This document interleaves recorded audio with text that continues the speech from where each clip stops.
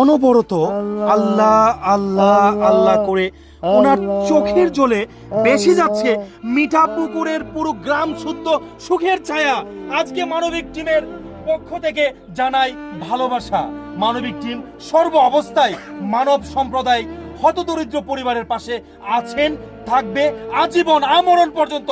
সোহাগের পিঠে এবং সোহাগের বুকে মাথা রেখে যে বাবা আর্তনাদ চিৎকার করতেছেন মিঠাপুকুরের, সেই বাবার কিছুদিন আগে ছেলেটা মারা গেছে নাকি? ইয়া রাব্বুল আলামিন, ইয়া রাব্বুল আলামিন, ইন্না লিল্লাহি ওয়া ইন্না ইলাইহি রাজিউন।